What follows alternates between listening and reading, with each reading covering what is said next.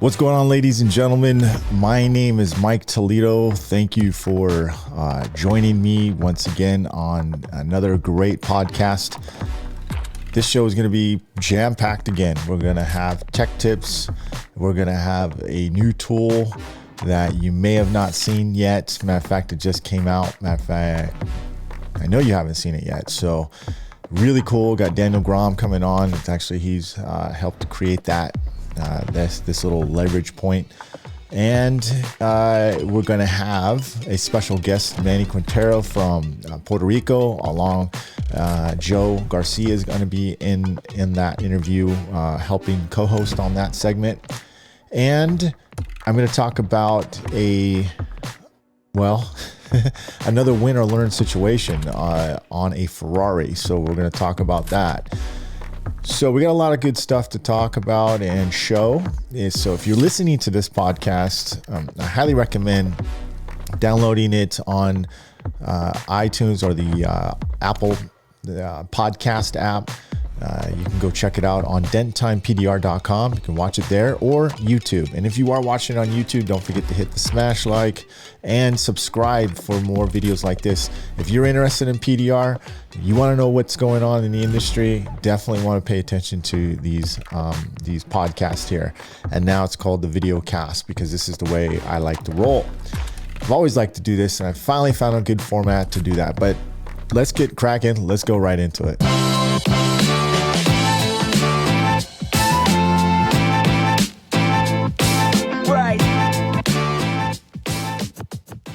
All right, guys, welcome to the podcast, Dent Time podcast. It is going to be a good one, as I mentioned. By the way, if you'd like to send me a shirt, I would be more than happy and proudly wear it on the show. I've got my good friend Don Kavanaugh. Let me get my dang name out of the way here, because you guys already know who I am. Don Kavanaugh from Dent Craft PDR. You guys just know, I used to be a b-boy back in the day. I'll do some other stuff like that later on. Yep, I've had 3 cups of coffee. It is the evening time. This is when I shoot my podcast. But going back, if you are a PDR tech, you can send it to my shop, 2120 West Mission Road, Suite 240. Or if you have a hat like this, send it to me. I'll be more than happy to sport it on one of the segments of my show and give you a shout out to your handle or whatnot. So thank you. Also, one more thing before we go too, don't forget to send and leave a review. I'm going to be giving a hat away, one of these hats, these Dent Time hats, or the Dent Time hat going across. You'll see, no matter what. We'll be giving one of those away. I'll tell you about the contest, not in this segment, but later on. But please give a review, and that would be helpful. So, let's talk about this win or learn situation here. Now, I'm going to be talking about this Ferrari right here. This Ferrari, this one right here, particular.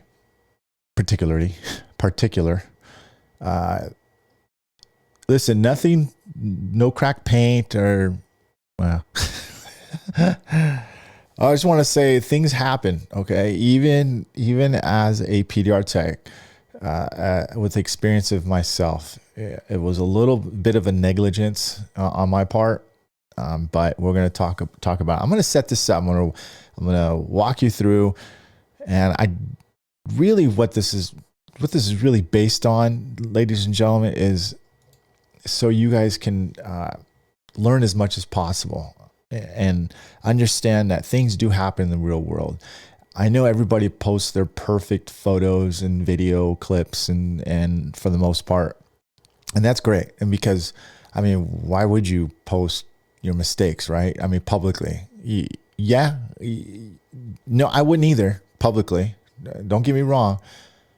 But this podcast, video cast, is designed to help give you back your morale. Hey, you know what? That happened to Mike. I shouldn't feel so bad because it happened to me.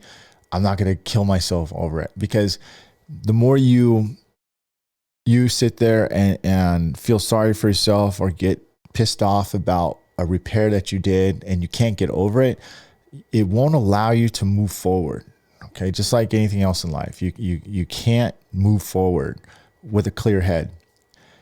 Learn from it. That's the main thing. Learn from your mistakes. And this is what this segment is about. Win or learn. So let me show you what happened, okay?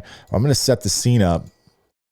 And I don't generally go to jobs anymore personally, but this was a highly recommended customer. They asked me to come out to do it. And I charged $75 more to come out, just for me to come out. And for this repair, it was $350, okay, for this ding. Okay, so total $425. So I'm not really good at that. $425 for this dent, okay? I did have to drill. And there was no ifs, ands, or buts about it. Matter of fact, I said, I don't think I should be drilling in this vehicle. And they said, listen, I'd rather have a small plug I can't see. And I was like, wow, you're taking the words right out of my mouth, than live with that dent and get it repainted. I said, okay, cool. We're on the same page. We'll go ahead and do that. So I'm going to go ahead and let's just play this video. So again, we're at the house. Here is the dent. And it's not very, I want to move that down a little bit. It's in a bad spot, right on the top.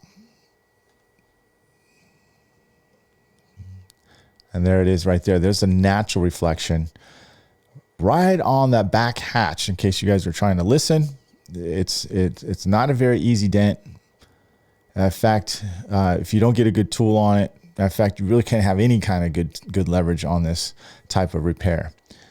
But you can see definitely it's in a weird spot right on the top hatch. All right, you guys, I had to make an incision here because this is right here on the top.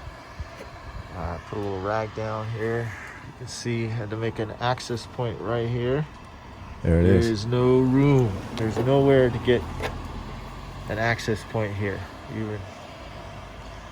So we're gonna probably use something like this. This is the Dentcraft tool. And that tool right there is money. I've used that tool quite often for F-150s, the aluminum panels. That is one of the strongest wires you can get. I believe it's the WT7. Don't quote me on that. I'll try to put the link down below. But all their Dentcraft wires are one of the strongest in the industry and very dependable. I'm going to use the tip a little bit. I've got constant heat on it. It's very hot because this is enamel paint and it will crack. So enamel paint. So enamel paint is a one-stage paint. It is very brittle. So if you don't use a lot of heat, you will crack the paint. That's talking out of experience because this isn't the first Ferrari I've worked on, okay? Way back in the day, I worked on one of these, didn't use heat and cracked the paint in literally 2 pushes. So use heat. Now, a lot of you guys go, well, that's fundamentals. It wasn't fundamentals 20 years ago. It wasn't fundamentals 30 years ago. You know, that was still between 10 and 15 years. It was really, think about it, it was still the experimental stages back then until about 15 years ago where the techniques started getting much better. So now what I'm doing is I'm getting the backside, using the backside of that tool and really kind of working that dent. I don't know if you can, I'll be zooming in pretty soon on this, on this clip. Okay, so I'm zooming in right here. And now you can really see the little bit of the dent, and I'm actually starting to texturize it just a little bit right now. This enamel paint is not very forgiving. And then I'll tap down, okay. That's good, man. All right, you guys, I had to sand it because it was making some texture marks in it, but thank gosh. So I used some Toll Cut 3000, and my student here does some color sand and detail. He's like, yeah, you can buff it, you can color sand it. I was like, well, let's hope so. And yeah, we You can see as I sanded, I can still see the reflection in there. Look, and it took all of that little push marks away of it. So this is very scary, guys. Like, right, for anybody who hasn't worked on a vehicle like this, an older 328 Ferrari. This is what we're talking about. You can see the little bit of a blemish still left, a little high spot in the paint, caused from the push mark. So I went and sanded it some more, and so yeah, let's just watch it. Let's watch it again. I'll go a little bit more. Make sure I don't drop my phone here. I'm trying to get out of the way here. Now, one thing you want to make sure is that you do not keep going. If you start seeing the color on the toll cut or the paper you're using sandpaper on, remember it's a one-stage paint. There's no clear coat. So once you go past that stage, you're gonna burn. You're gonna go right through the paint. So be careful. Looking pretty good.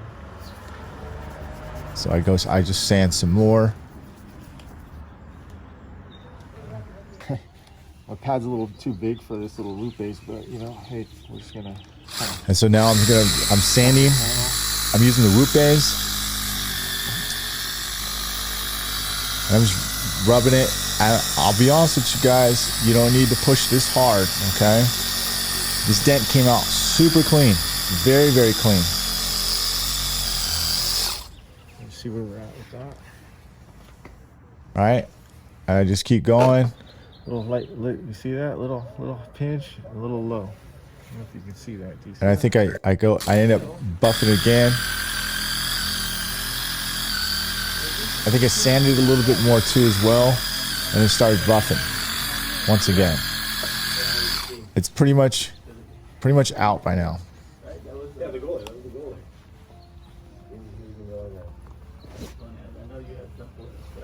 And I'm just gonna go ahead and sand one more time, and up right there. You hear it? I just burned the paint.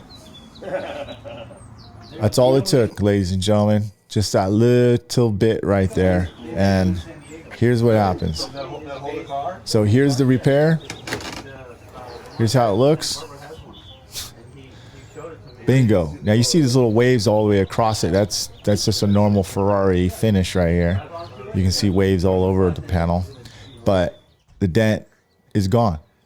Super clean. Came out really well. I barely burned the paint. So I'll show you exactly where I did that, and then I'll explain. There it is. That white part right on the edge. That's where it went. That's where it burned the paint. So what did I learn here? I was so concerned with the top part of the panel, and then when I was buffing, I number one, pushed too hard. I should have let the pad do the work, not me adding pressure on the edge. I should have been a little more conscious about that corner, and I should have used a way smaller pad. That's what the Nano is for, is the small micro pads. And the reason why I didn't bring one of those micro pads is because all I had was the super abrasive one. Instead of being not lazy, let's just do that. Let's just call it like that. Instead of being not being lazy and ordering the right pads ahead of time, and being ready for any occasion like the Ferrari, I don't think I would have burned the paint. So the moral of the story is be more conscious, don't be lazy, and don't put a lot of pressure when you are using. Remember, one stage paint you don't have very much. I think I personally got a little lucky on sanding too as well. When you are pushing and you don't have a choice, and you only have one point of access, you don't have a chance to use a soft tip. It's too small, to fit in through the hole. Can you use tape? Yes, you could probably use some tape, but you're still going to make push marks. And when you make push marks, you have to minimize it. And what I end up doing is just making the push marks even, across, on the panel. And what that allowed is me to sand it evenly and get a pretty good shot at getting the dent out. So that was a win or learn situation. the customer he says, man, if you probably didn't tell me, I probably wouldn't have seen it. I said, well, that's not how it works. That's not how we work. However, there's a happy ending at this story here. The body shop is able to blend it. They're actually able just to blend that little spot instead of blending and painting the whole trunk. So that was a game saver right there. So everything was good. Customers happy. Repair turned out great. Didn't have to lose the whole factory finish. It's just going to be a little blend and fill right there on the edge. So it worked out. So I hope that helped out. And you know, these things do happen. And if you're on Dent Trainer, there's a win or learn situation as well. Recently, we just posted the Jeep dent. So go check that out. I think you'll really like and enjoy that one too as well. These segments are for you to help not make the same mistakes and build your you being conscious about what you're doing. Okay. Even though, of course, the last thing you want to do is mess up someone's vehicle, especially a Ferrari, especially a classic Ferrari. So, and am I a ding dong for telling you guys publicly? I don't think so. This is who Mike Toledo is, and helping you guys and helping you learn. So, hope you guys enjoyed this part of the segment. Let me know if you enjoy and want to hear more. We'll go ahead and share more of these type of things. Not that I mess up cars all the time, but there are certain things that you would do differently. It's not always going to be a big mistake. It'll just be something that you're like, okay, I'm probably not going to use that tool again because it caused me way more work. So it could be a completely different type of win or learn, okay, situation. It could just be about tools. Hey, stop sucking eggs. It's time for PDR Tech Tips. And by the way, that is my wife, Mary. She did that a long time ago when we were on PDR Tool Time, and we used to use that for the segment for PDR Tech Tips. So it is time for that, and I want to show you something. You might have seen this before. I'm sure you might have seen it on Dent Trainer. I did post it on Dent Trainer as well, doing a crease repair, but let's go take a look at this one too. So what this is going to involve is, this is a tail light situation, and this is the crease I was talking about right here. All right. So what happens is, like, when you get these tail lights out, right, they are very hard to pull out because they got these little like round tabs that are stuck right in there.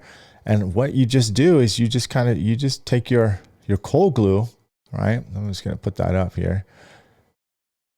And you attach it to the tail light. Okay. Now, if you guys are listening, you can watch this as it's going, and I just pull it, and I did not pre-do it. You know what I mean? Boom, right there. Pulls it right off nice and clean. Voila. So there is your tech tip. So that came out pretty clean. Use the tail light, use the cold glue for the tail light. However, you have to use caution. Be very cautious, because if it's a older vehicle and a tail light, you want to be careful, because that older tail light can get a little brittle, and you could just break the lens. The other option is use tape. You've probably seen me post that on my IG, my Instagram, and you can put tape on there, like painter's tape, and then fold it and wrap it and then pull it. Okay, you can do it that way too. But the cold glue is quick, fast, and I generally use that on all late model vehicles, no problem. I have not broke a tail light yet, but I can imagine that would be a win or learn situation if you're not paying attention. Okay, so I hope that you like that tech tip. And right now, what we're going to get into is we are going to get in I'm going to save the PDR tool review segment for after the interview with Manny. I think you're going to find this interview really helpful, because this guy didn't know anybody when he came to Mobile Tech Expo, and it's a very interesting story to see how he started and basically got into PDR, quit PDR, got back into it, went to Mobile Tech Expo, met a bunch of people he didn't know, asked if he could hang out, and the rest is history. You got to listen to this. This is great. So let's get into that. All right, what's going on, everybody? My name is Mike Toledo. I'm here with co-host Joe Garcia from Dent Evo, and we have a really awesome special guest. I am really apologetic, Manny Quintero from Puerto Rico, that I haven't asked you to come on any of my shows ever. And you and I talk multiple times a year. And if I'm not mistaken, aren't you one of the first PDR techs on the island, or was there someone else before you? No, there's actually there was a company called Dent Pro which was brought back in the day, like beginning 90s. Uh-huh. It was can't remember the guy's name. He brought actually it was PDR to the island. He was an ex Major League Baseball player. He Oh. brought like a franchise out here, and then there was two guys that got trained, and then the company broke apart, and everybody did their own thing. But I didn't know about PDR till 2000, where a coconut actually fell on the hood of my car around 4 in the morning on a drive-through at a Burger King. Me leaving from a dance club, so that's like Oh, was it one of it's a those weird salsa scenario, clubs that you took me to where we would like this? Huh?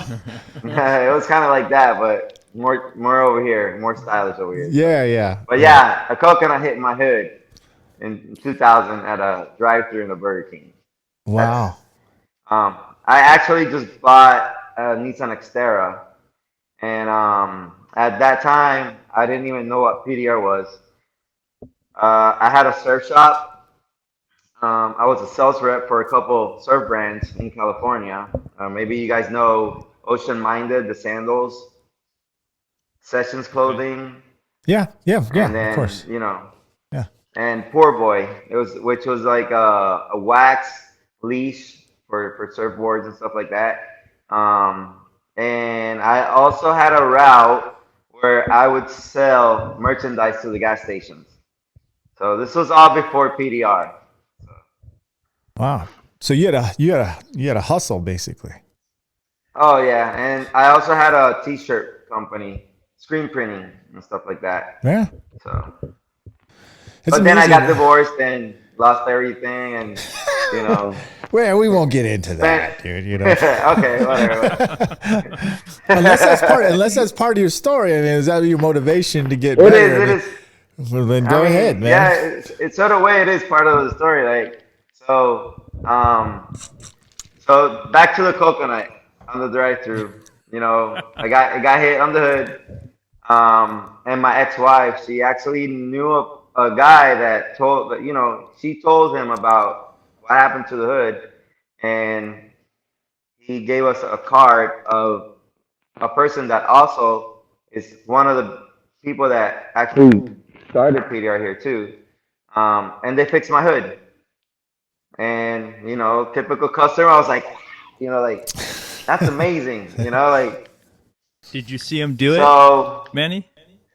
Yeah, they kind of let me do it, but I saw it from inside the car. They're like, "Oh, you got to wait in the car. You can't actually like be outside looking at them doing it." So once they got finished, I went and looked at the hood. I was like amazed, like you know, it's, it's Oh. magic. Are they still That's what around? people think. We're magicians. Are they still in Uh, town? no, they're not in town anymore. But the one of the original guys, he's still here in town. His name is Vitin, and then I think the other guy's name is Edward. He's Dominican. So I think those are the two actual guys that actually started here. Who's the ex baseball player who brought the PDR over here? Where they actually started. So they fixed my hood and whatnot. Long story short, In 2004, no, 2003, I got separated, got divorced, and whatnot. 2005, I started looking to see what I could do with my life. That actually there weren't a lot of people doing it on the island. And I started doing research, and of course, I found you. I started watching. I think you're like one of the first, besides Tom Price and Michael Van and a couple other guys that were doing videos. And and at that time, internet, was the dial-up, the whatever, it Yeah. was back in the day. So I started doing my research on schooling, and I went to Dean King in Orlando in 2005. I got trained by Chuck Rundolph, and basic training. They don't teach you all you know, they teach you how to do like little simple dents. And I went for a 2 week class, and you know how it goes. You think you're gonna conquer the world once you get that training, and when you get to life, the reality, all you see are dents on body lines, double panel, no working on hoods, no working on nothing. Okay, so Manny, you're basically saying, the real world dents that you were fixing were pretty much body lines and dog legs then. Yeah, I mean, when you leave training, you think you're gonna conquer the world, but it's not the reality. I mean, 2 weeks Right. training is not enough. Not even a month's training is enough. I mean, it's really difficult for you to learn this trade in a month of school. Right. I mean, I see like Mike, he's got a great way of training. I mean, a lot of people go out of his training and they do really good in the real world, because he's like he actually uses cars, when but the things I see. But a lot of people when they train, they don't use the day-to-day living like dance that we actually have to work with every day. It's You're right. You it's can't teach years of everything you're going to see in 4 weeks. You just can't. But no. you can learn foundations, but Mm-hmm. that's the key. But Manny, you're 100% right. I wouldn't say weeks is going to be going to give you everything you need to know, just like as you found out, dude. And yeah, but the perseverance is what's really got you. I mean, so what Mm-hmm. changed? What during your thing, like you were struggling? What really like all of a sudden flipped a switch? Was it somebody? Was it the Well, certain experience? What was it? well, well. I mean, when I came back to Puerto Rico and I found the reality of PDR, I was like, this isn't what it looks like in videos. This isn't what I was training and thinking. I mean, I took my tools and put them in a closet, and I had to go work because I was like, I think I only had like I used $6,000, and then I borrowed 6,000 for the training, and then oh, one thing, going back to the coconut, pausing real fast. When I came back from thinking that you learn to read the lights and the dents, the dent they fixed on my hood was bad. Like it was terrible. Like, as a customer, you see it really beautiful, but as a PDR technician, it was nasty. Like, you know. But Yeah. so when I came back, I struggled so hard. I mean, I went to the local guys that were actually doing it, and nobody wanted to give me a hand, you know, to progress. So what I did, Yeah, I it went. was that way back then. Yeah, I mean, it was really tough for me, but I took a job at Frito Lay, the potato chip company, Doritos and all that. Yeah. And since I used to have a route selling to gas stations, at that time Frito Lay they just introduced into Puerto Rico cookies called Gamesa. They're from Latin America. I don't know, maybe Joe, you've heard of them, Gamesa. They're, really, Yep. they're really Sure good have. cookies. So I saved money, and then like 3 months down the road, I started practicing again. So what I did was I took a car that was at my dad's house. So I'd work in the morning, like I work during the day, and then at night I come and practice, and I did that, I don't know, like 6, 8 months, Well, wait a minute. working all day, What made practicing you at think? night. Hold on a second. What what gave you that motivation to want to do that? What said, okay, I Man, still want to do this. but, Like, what was that? uh, I would see your videos, and I'm like, if he could do it, I could do it. Yeah, I know. I'm looking I know. straight into your eyes right If I now. can Like, do it, anybody can do it. it's like, I mean, what's the difference? You have That- 2 arms, 2 eyes, 2 ears, 2 legs. We all have the same brain. I mean, it's all about, where do you want to take this? Where do you want to go? That's How right. good do you want to be? That's right. Do you want to be an average Joe, or do you want to be one of the top dogs? I mean, Joe, I know Don't be you're an like an average amazing Joe. tech. So, I mean. Don't be an average Joe. Don't be an average Joe. I do. So I I'm just mean, warning you. so I bought like videos from Mike, watching the YouTube, Tom Price, Michael Bahan. I tried grabbing everything I could, but video can only teach you so much. Like, it's the actual on-hand practicing that's gonna get you Yeah, to where you want the to be. overall Like, experience. I 100% agree. Yeah. I mean, the real life So- experience is what gets you that. Yeah. yeah. So I mean, how good do you want to be? How much time are you willing to spend to get that dent to perfection, or almost perfect? That's where a lot of people I see, they struggle, that 5%, 5%. They don't spend another 20, Well- half hour, an hour. We're going to talk about this on- video in a little bit. This is some of the stuff you do now. And you said this is an older video. We're going to get to this in a Oh, second. that's really old though. That video Yeah, but was that's a really nasty one really too. cool. Manny, you're a competitor though, right? I mean, you were a professional surfer, right? You told me that. I did local surfing, East Coast, semi-pro professional surfer. I'm bodyboarding. Okay. All right. Wow. And yeah, I saw a video of you on a freaking overhead wave, and I think you were on the West Coast. I think I was. No, I'm not mistaken. well, that was in Puerto Rico, in Gas Chambers. Oh, was it? Okay. Yeah, that's Okay. one of the big waves here, out on the island. Wow, man. Yeah. Well, That's in Wow, Aguadilla, nice. a town called Aguadilla. Yeah. Well, But Manny, I've you're. surfed. I've been to I could tell you California have and that surfed competitive trestles. spirit. Yeah, I know, man. I remember us talking about it back at MTE. I love trestles. Trestles, Yeah. badass wave. So. Well, if I was a surfer, I'd probably love it too. So, hey, it's never But too late to you're start. oh, dude, come out, man. I'll go out there anyway, man. You might got have to Jeff. do CPR though. Jeff can teach you.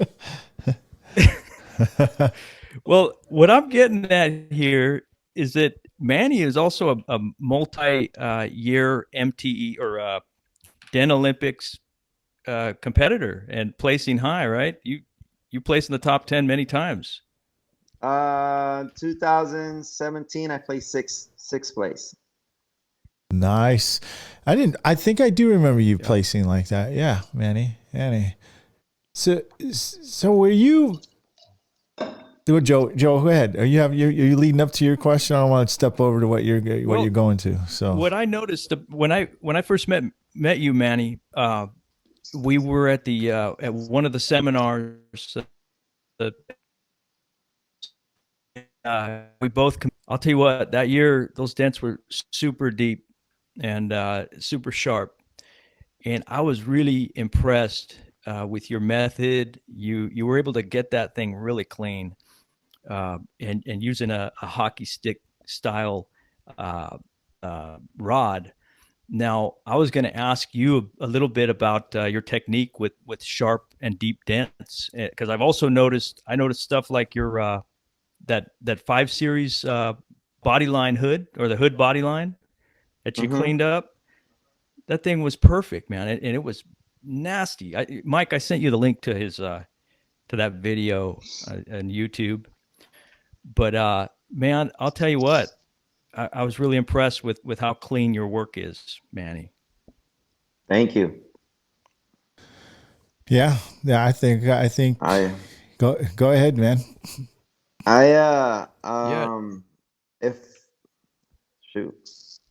If I've learned anything on body lines, which I think it's one of my strong points when I'm fixing dents, I'm pretty good on body lines, is I always use plastic tips.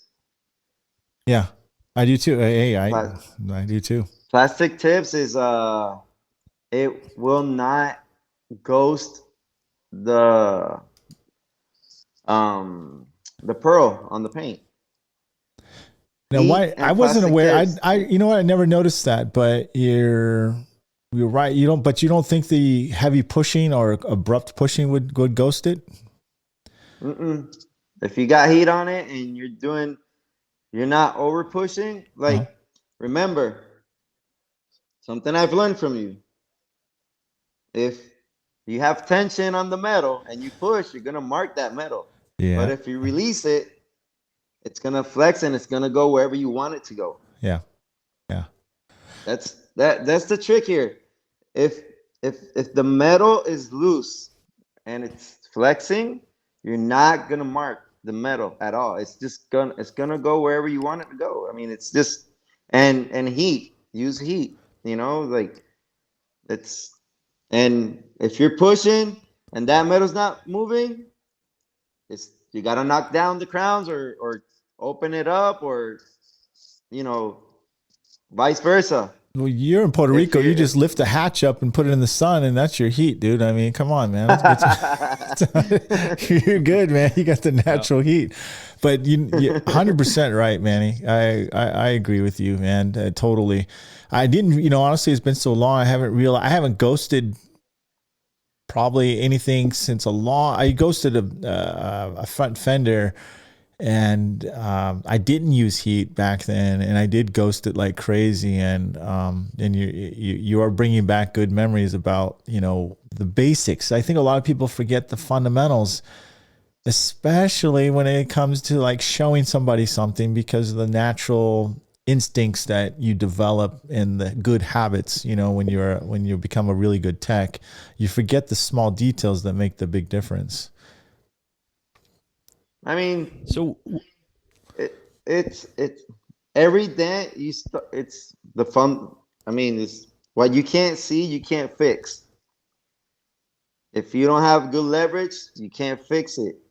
If you don't have good access, you're not gonna fix. I mean, it's all fundamental. Like, it's all you got to start with the basics always. Yeah. If you don't start with your base, a lot of people forget the basics on fixing a dent. And I mean, that's pretty much what you need to fix a dent.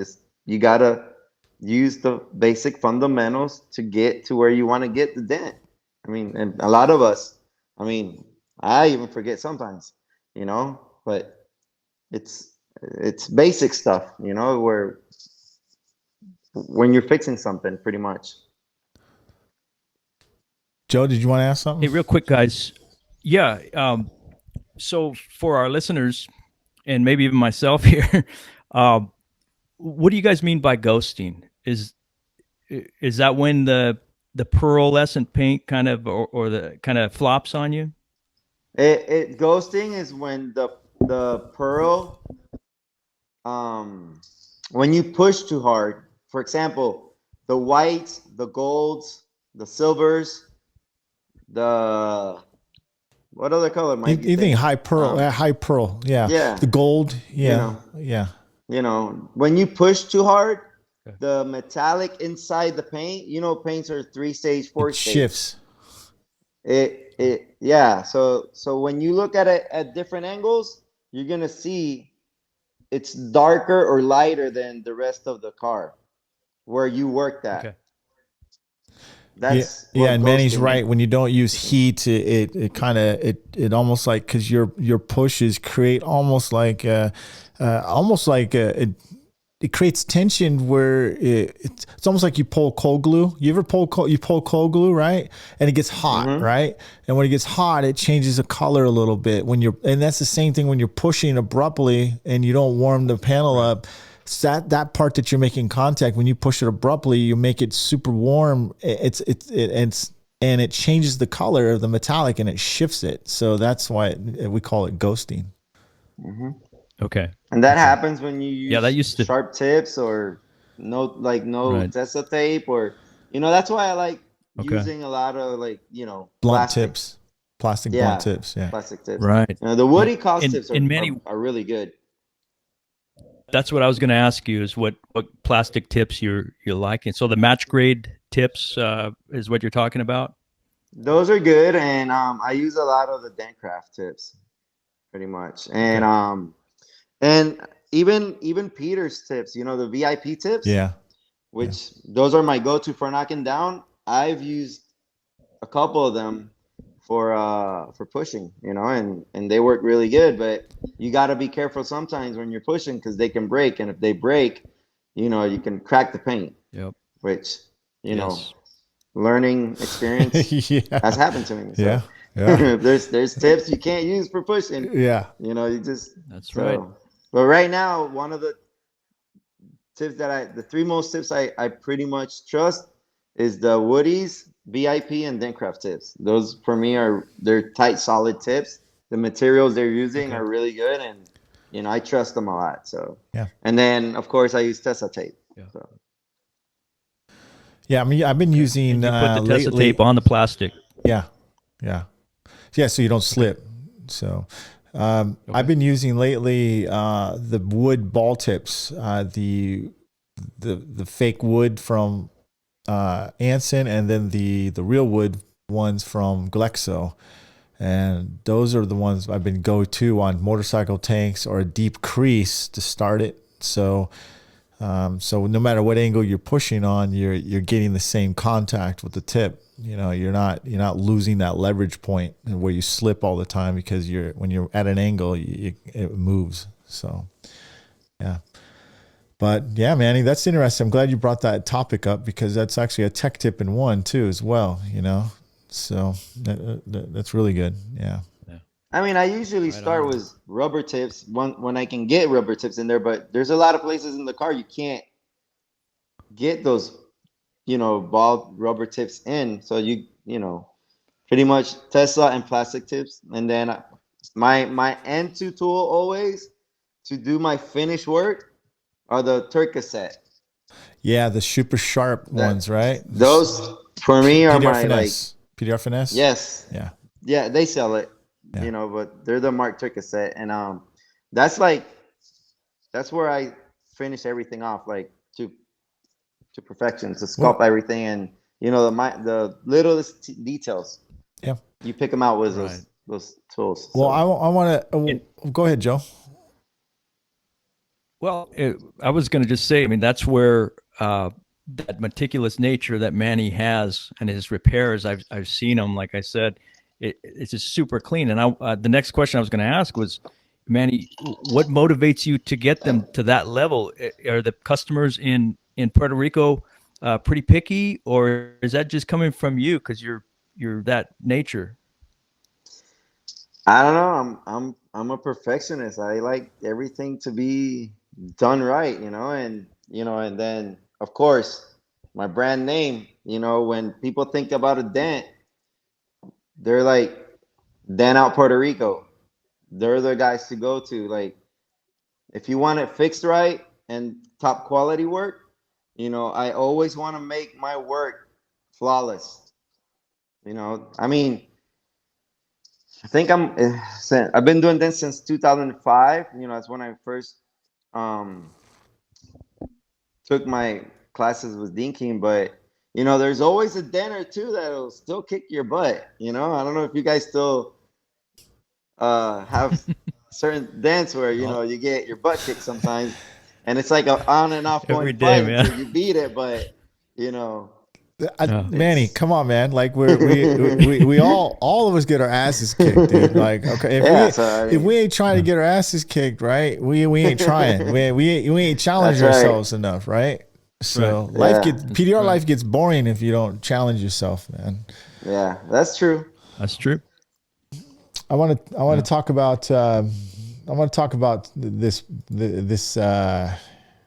repair, dude. Actually, first of all, your site is, let's go to your site real quick here. Dent Out, right? That's Yeah, then dentoutpuertorico.com, right? yeah, it's outdated. I need to do like a refresh on that webpage. Why am I not seeing your whole page though, man? Oh, I'm probably going like this. There it is. There we go. There's Mr. Dent Out right here. So That's my old anyways, I logo. also want to go to here too as well. So this is the repair I wanted to talk about. This RAV4. Can you walk us through what you've been doing? How'd you start this repair? This is a really good repair.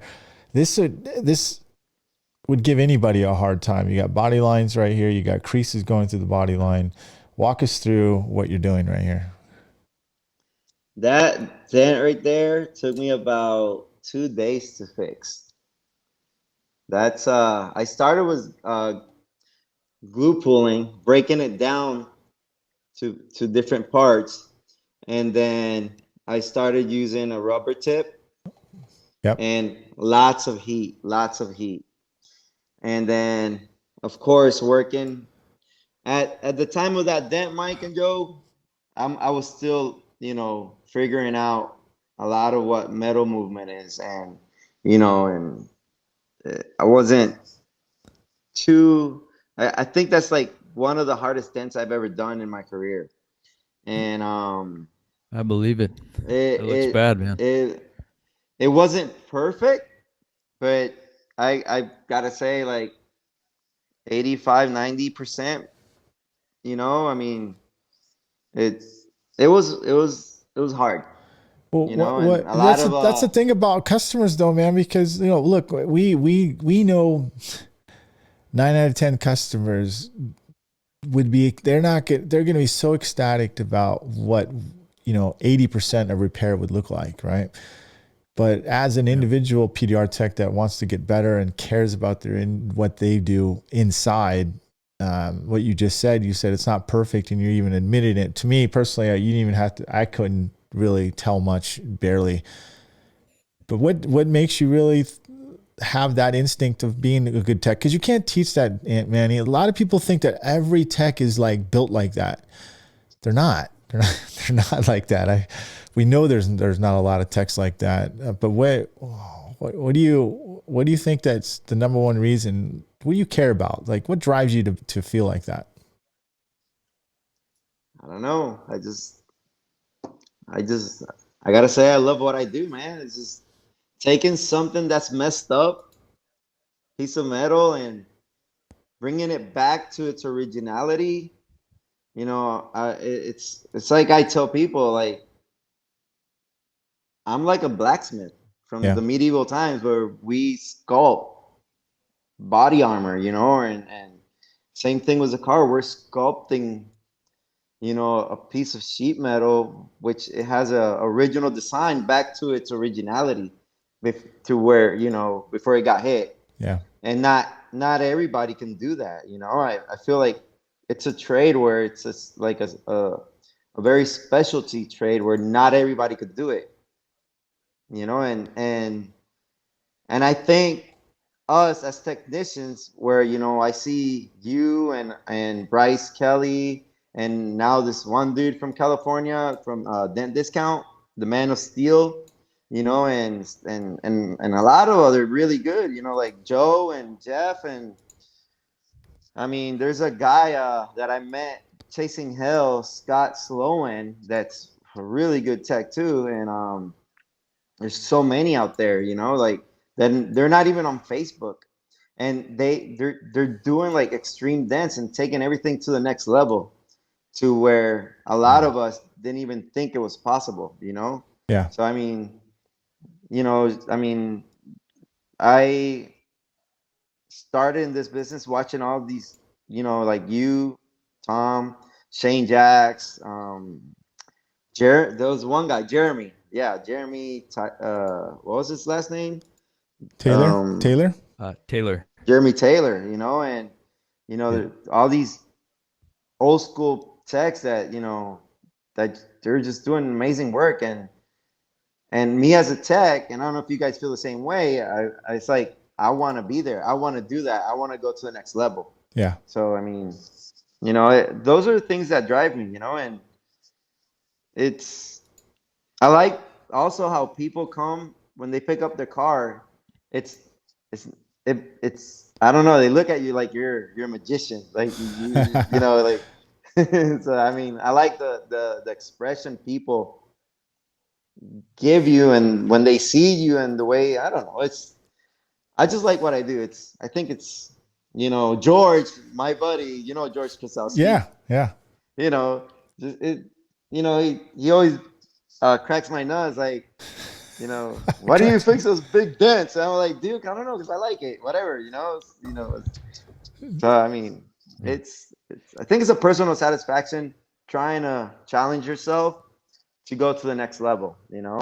So and I'm always buying. Like, I just got the cam, the set from Cam Auto. I just posted a video on my Instagram, and I'm editing the one. Blue Tacoma? The blue Tacoma. Yeah, I mean, check that out, Mike. I'm going to go there right now. So. Let me share my screen here. So we'll. Yeah. And I bet that cut down that repair time substantially for you, Manny. Using that half the time. Yep. I recommend it. Oh. Is it the one? This one right here, Extreme Dent Repair. You gotta get it. This one right here. That's the one. That one right there. That had like a really nasty smile on top of the body line. Oh, yeah. And I didn't wet sand or polish that dent. I just finished it and shipped it. Beautiful. So you were using a Cam Auto? Is that what you're saying? Yeah, I used it for the beginning of the repair. It's in the video. You showed it, right? All right. Yeah. Well, you just show the after. What's going on, man? That's you're trying to show magic here, huh? Where is it? It shows the bridge on there. It's in the video. It's the big one, Mike. Yeah, the bridge. About what time? Right in the middle of the video? I think it was pretty early on. Maybe it skipped. Okay, we'll just play it, walk it through. Yeah, Manny, and these Tacomas, they're new steel. Joe, you own one yourself. It ain't nice, man. Like, these things are not easy to work with, man. Not at all. And good thing you didn't sand it, Manny, because this freaking clear coats don't have clear coat, very much clear coat on these paint, man. I burned paint like honestly, I spent 2 days on this repair, and I went to color sand it, and I freaking burned the paint, man. So it was. Yeah, these Tacomas out here, they're my bread and butter. I work on them on a daily basis. Yeah. And their sweet spots, it's on the back of the bedside, close to the tail light. In my Instagram, I have a couple videos. What do you mean by sweet spot? Big matches. What do you mean? They always get hit. Yeah. Between the tail light and the flare. Yeah. On the back, on the bedside. Yeah. Yeah, that is a good crown there, because I have to tell you, dude, if you don't get the pressure release off that crown, man, there it is. There it is. I see that. Yeah, you are not. That's good, man. What kind of glue you using out there in Puerto Rico? Ace glue. Nice. Now, how long's your setup time? How long's your setup time? Like 3-5 minutes. I torch the panel to get the humidity out, stick it, and it works wonderful. Like, I have no issues whatsoever with that glue. But when I'm chasing hell, I use the green, the cactus green. Cactus green. Cactus green. Yeah, I love the cactus green. It's like an all-around glue for anywhere I go. I think they said that's the number one selling glue, dude. Like, Yeah. of all. Like, But the Cam Auto glue is really, really, really good glue too. So like depending what I'm gonna be fixing, I've been using the Cam Auto setup for the past week and a half now, and it's it's $35 a pack. So unless I don't need it, I just use my regular Ace glue. So but it works. The Kamado glue is really, really, really strong glue. Like it's for heavy duty pulling to where you need that glue to stay on there, then that's the glue to go to. Well, I'm not going to let you off the hook yet, dude, because I still want to ask you something about that RAF, okay? Because I know guys probably they hold me to it. They're like, well, you said you're going to ask a question about that. And so we're going to go back to that. Where the heck is it now? All right, I can't find your RAF now, dude. I knew it was right here. When I fixed that RAV4, the edge pliers weren't out. I didn't have a dent dial. I didn't have a lot of the stuff I have now. I didn't have Stanliner tools. It's amazing. Which I use those a lot now. Okay, so what were you using? Okay, how did you start this? Did you start with glue, cold glue? I started with glue, Uh-huh. breaking it down, Uh-huh. and then so I started with glue because the first approach I tried pushing and it was not moving at all. Like there was so much tension in that dent that there was no way to move it. So I started using glue, and with my slide hammer, I would try to like pull it and knock down crowns at the same time. Wow. So wait, how? So you're talking like a slide hammer pull, and then you keep tension, and you tap it like that. I would keep that. I would like pull it, and then I mean, I've done it too, dude. So that's there how was I'm no thinking. Pico bars. There was a lot of technology that's out there right now. I mean, so it. Well, it can't be that old. The RAV4 looks like it's pretty decently, like what, 4 or 5 years old or something like that, right? Yeah, but I know how long we've come. What's the date on that? I mean, the post. They should have a date on it. Well, it says you posted it on March 2020. So, but you probably did this repair maybe earlier. No, because that was a throwback. Yeah. Okay. That's throwback video. It was that has to be 5 or 6 years old. So what's your favorite go-to, like far as like tapping down crowns? Like how do you get rid of these crowns? My red and yellow hammer. What do you mean you're talking your Craftsman hammer? Is that what you're talking about? Yeah. I use that. Yep. I use the Dentcraft the leather tip from Igor. I like the one Peter has, the VIP leather tips. I use those a lot. And then I use the mushroom blue tip on my blending hammers from Dentcraft. So your creases now. So I'm pulling up one of your creases here. Right front fender. That I use the Stanliner tool. You still which one? On the crease. Which one? No, which Stanliner? Oh, the hook, the pirate hook. Okay, pirate hook. So you got most of the back end of it, or were you side loading any of it? Side loading it and dragging. Yeah. Side loading and dragging the tool. Yep. Okay. Mm-hmm. Yeah, I've been using dragging technique for a lot now lately. Back in the day, it didn't work as well. I was using what I found out. I was using the wrong tools.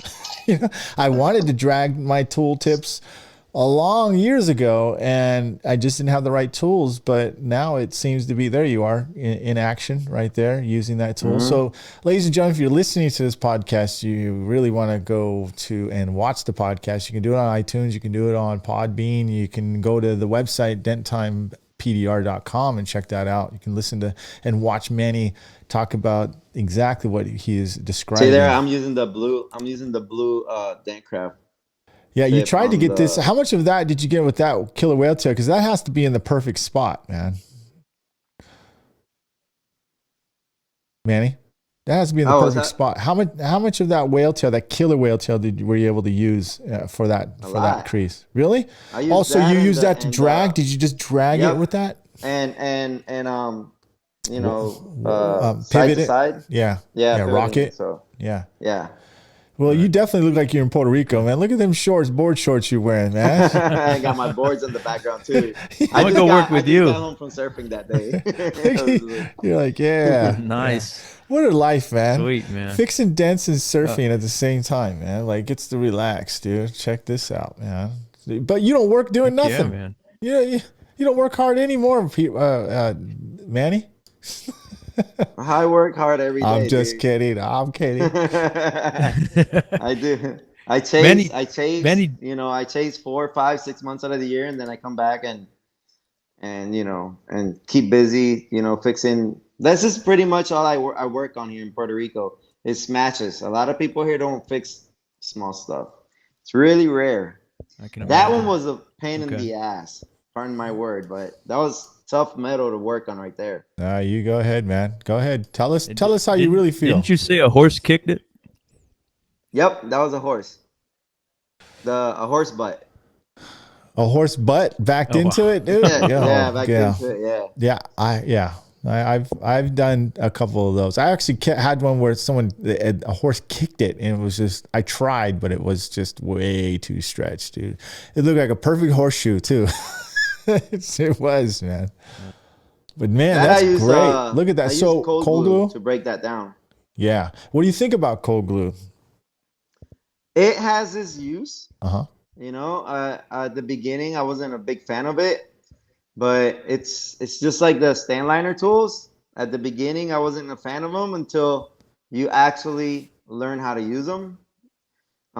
Each tool has its purpose and its use. So once you learn how to use them, you know, it makes life easier. Yeah. So It's a beautiful thing, isn't it? What do you use to finish that? Turkish, Really?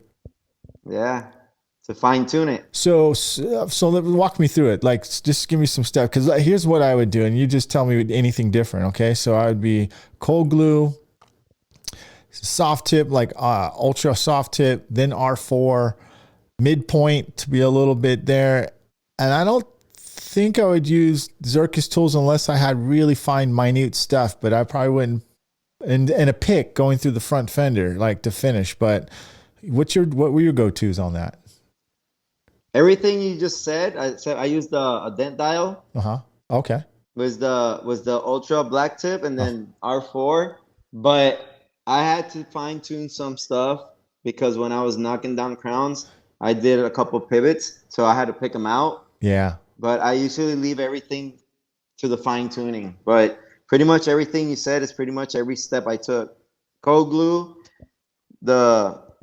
actually before using the ultra, I used the big round ultra ball, the black one. Oh yeah, the rubber ones.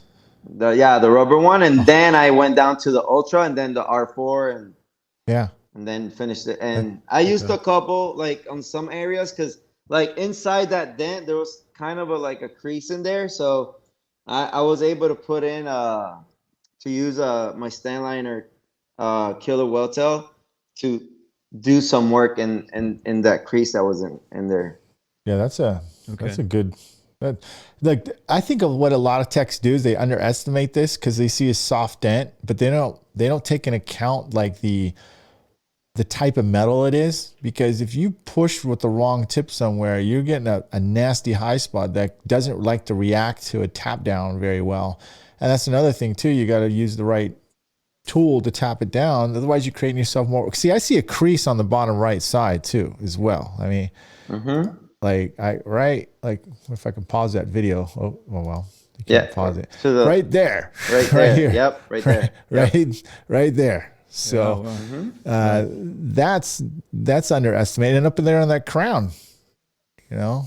So yeah, Manny, you've come a long way. Now let me talk to you about. Hold on a second. Let me talk to you about the. What happened to all my screen here, man?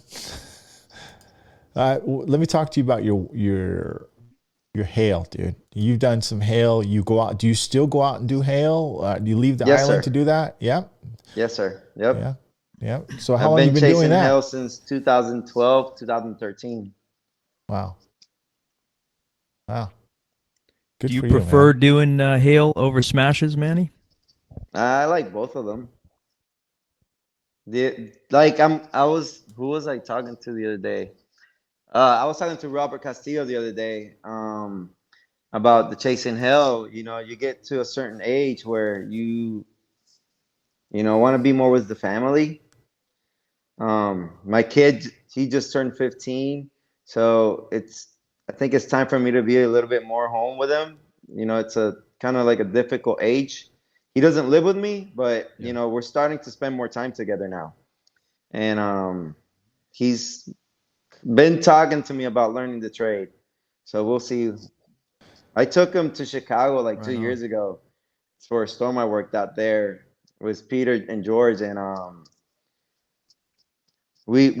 I started teaching him how to do R&I.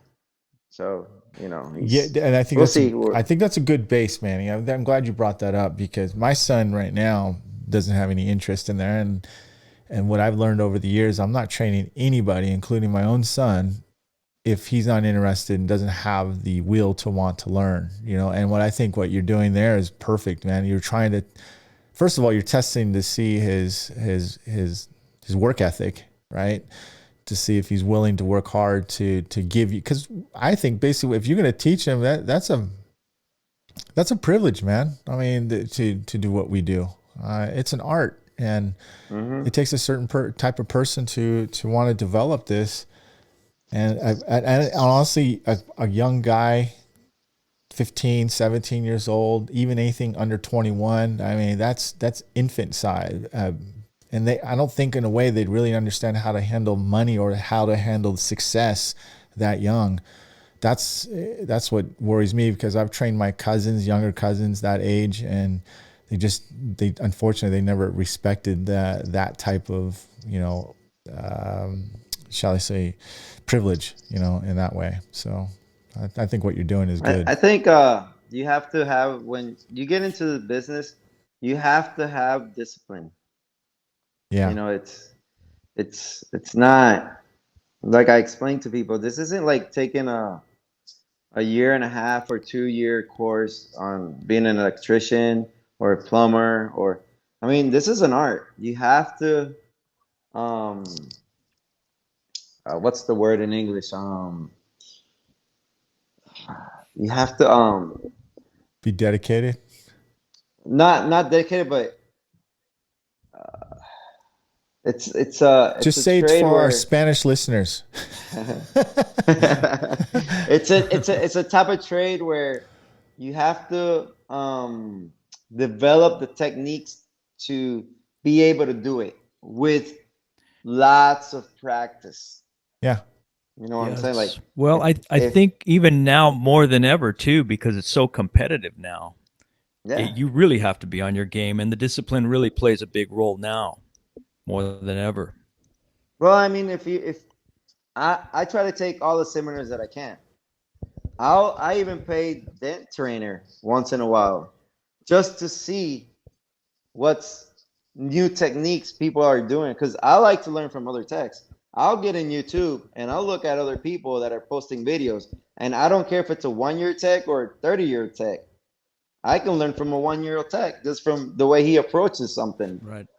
Just by looking at what he's doing, I already know what he's gonna be like going towards. But the technique he's using, maybe I've never done it, and I'll implement it into my techniques, and it makes me faster or better, or I don't know, whatever. Well, but I think Randy, what you're bringing up too, as well as, and Joe could probably agree with me, is that these newer techs or people you've never seen for, less experienced techs, they're getting better faster because they have more of an open mind. They weren't talked, and trained a certain way, and because you get conditioned in a certain way as you get older, right, and understand your technique. And then you get so used to your own style, you just don't pay attention to anything anymore. And then these younger guys are so ambitious and hungry that they will take a technique that you might have saw that didn't work at that time, but then they'll believe in it and perfect it. And that all of a sudden it becomes a real technique on how to do things. People in this trade, if they're not open to learning from other people or other techs, they're just not gonna make it. It's a reality. You have to be open and willing to listen to other techs. That's the only way you're gonna get better and better and better and better. Yeah. It's just, and of course, taking seminars. I mean, I've done the Shane Jack seminar, the college PDR. Peter College, yeah. Yeah, PDR College. I mean, like I said earlier, I go on Dent Trainer and I look at stuff, and I learn, it's just, and I mean, the way you explain stuff too, Mike, it's a no-brainer. You break it down to where if somebody doesn't understand what you're saying, then there's something wrong in their brain. Thank you, Manny. I'm trying to recruit you too, man. I'm trying to recruit you. You make it, you make it easier. You just explain stuff to where it's easy to like interpret it, to understand it. That's what I'm trying to. Thank you. I appreciate that, man. I work hard doing that, dude. Yeah. Thank you. And I'm trying to recruit you as well. So we're still talking. You speak the lingo. I've been trying, like, believe me, I've been trying to do videos the way you want me to do. It's just sometimes I start working on a dent and I just forget about everything. No, I know it, dude. People doing videos is hard. It's not as easy as what people think, right, Joe? I mean, Joe does videos. Yeah, man. It's such a challenge. We're our own enemy. I mean, it's hard enough to do the dents, Yeah. But then to video it and try to capture it so that another dent guy can understand it. Because honestly, it's easy for me because a lot of the videos I make are for the consumers. I want the consumers to see what we're doing, and that's easier than videoing for another, PDR tech to see what you're doing. Because, my goodness, I don't know how you do that, Mike. It's an ancient Chinese secret, dude. So you know what I mean. So yeah, and lots of gear and equipment. I'm always breaking my head. I'm in my mind. I'm like, how does Mike have all this time to train, to fix cars, to do videos, to do podcasts? It's plus all the Instagram stuff you post and Twitter and. I mean, you sleep, dude. It's no, listen, guys. We all know, dude. Like the nucleus of us, okay, and let's give it credit. Is our partners, which is our wives, or our girlfriends, or fiancés, that are able to let us do that. And I want to tell my wife, thank you very much. She probably doesn't listen to this, but I owe her a giant dedication of gratitude and thank you for her letting me, to do what I love, and along with you guys. I'm sure your wives and your fiancés or your partners are able to let you do that. So that's how I'm able to do it. Just that's how you guys are able to do what you do too. So good team. That's why Evie says. Evie, you met her. Yeah, she's fun. She's like, we're gonna be together for the rest of the life because I'm out of the house for 3-4 months out of the year, and then I come back. So I think this is the first year we've spent the longest time together in 1 year, because of the COVID situation over here. Yeah. So, but I'm usually out of the house in March and don't come back till like August. So, but she goes visit me out. What do you mean? Like, where does she go? To visit me where I'm chasing hell. Like, okay, that's right. Okay, I'm like, what do you mean? I thought she left. She's like a traveling nurse or something. So, okay, no. I get it. That's you're talking about when you leave. Okay, got it. Yeah, when I leave, she goes visit me. So, well, dang. So you all packed up and ready to go, man, to the next hailstorm? I don't know yet. We'll see what's going to be happening with this COVID situation, because last year it was kind of slow, Some storms were good, some were slow, some, people weren't bringing in the cars. So we'll see what happens. Well, you have no problem going in and out, right? Because Puerto Rico is a U.S. territory, right? So you can go just no as much. passport. No, you just come and go as you please. Well, that's good. That's really good. That's really good, Manny. Man, Manny, I'm like I said, I'm glad you're on the podcast, and I really appreciate you taking your time. It is almost 11 o'clock at night right now? Because we're doing. Yes, sir. Yeah, you're about 4 hours ahead. So yeah. I just want to say thanks a lot for coming on here, man. And I'm going to bring you back for sure, dude. So, and we'll talk about the do's and don'ts of your hail repair. But hold on a second before I do let you go, because I always do this to my audience. I'll act like I'm going to let you go, but I'm not. So I got to ask you a couple more questions about hail. Oh, here it comes. No. How did you end up wanting to leave the island? I mean, you got such a good gig there. Why would you want to leave and do hail? Was it slow, or you just wanted to get more experience? What was your Gig drive here for is that? not. Gig here is not as it's hail. Like, I mean, here, if you don't do the stuff I do here, you're not gonna fix dents. They don't. Wholesale work here sucks. Dealers don't fix pretty much nothing here. I mean, unless they're big smashes, and then same thing with people. Unless you're a car guy. There's car guys here which they want the cars, perfect. Well, yeah, I've seen the Puerto Rican car scene, man. They got some really nice rides cars there. here. Yeah.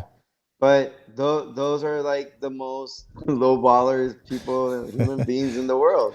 They pull up in a Porsche, Rolex.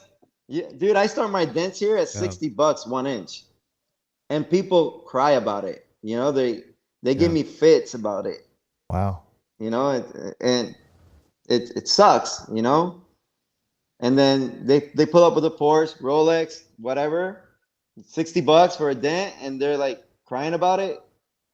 I've had to tell my customers something like, not to be real. I'm like, dude, you pull in a Porsche, you got a Rolex, and you're crying over $60 for a dent? Come on. So yeah, maybe you got to put it up to $100 and then lower it. Yeah. I mean, that's a whole different. I know we could go all night. I know we could on go and on about customers. Yeah. We can go on and on about this. Oh yeah, but sure. The way I got into hail, it's a whole story, like different story. So that's when I found out about MTE. So I saved money, and I think I went to MTE for the first time 2012 or 11. And I found out about it because I think you talked about it somewhere, or I saw a commercial on it, Mike. And I saved some money. I took a plane. I got there on a Wednesday night, and then I was leaving on a Sunday, and I only had $400 to spend the whole weekend. So this was I think this was the MTE where it was the Crown Royale, Caribbean Royale. Yeah. Which was the last place they did it. I think it was Caribbean Royale or a different hotel, one of the both. But anyways, I know there was a 7-Eleven across the street. I went and bought a foam cooler, bought a pack of ham, cheese, bread, and Doritos, and a Coke, a thing, 2 liter, a Coca-Cola, yeah, 2-liter bottle, and water. So that was like Wednesday night. When I'm walking back to the hotel, I'm walking through the hallway to my room, and I see these 3 guys, and I read their T-shirt, and it said Auto Logic, Paintless Dent Repair. They're from North Carolina. You know him, Mike Brodson. Yeah. He's also won Dent Olympics. Super good, nice guy. As well. Love that guy. Yeah, super cool. And so I didn't know anybody, dude. So it was him, Dallas George, and Aaron Rodriguez, and they were all together. They all worked together. At the time, Mike and Dallas were the owner of the company. So when I see them, I I'm like, excuse me, my name is Manny. I don't know anybody here. I'm from Puerto Rico. Can I hang out with you guys?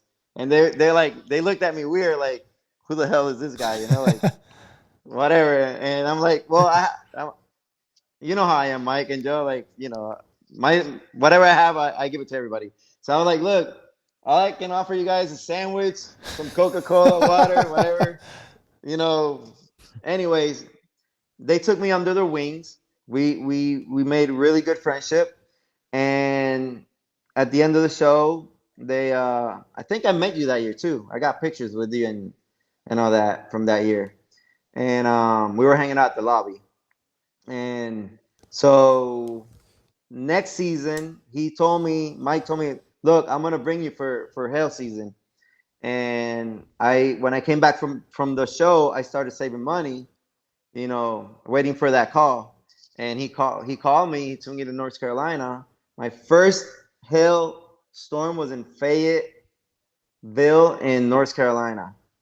And from there, I started meeting John Willis from National Network, Kevin Bird. At the show, I've met so many people that I could say that are good friends and family now, and it's been wonderful, and thanks to Mike Broughton, I am the person I am in the hell business. He introduced me to it, but he also helped me become a better tech. And I think what I get out of this story is that you met Mike and he kept his friggin' word, man.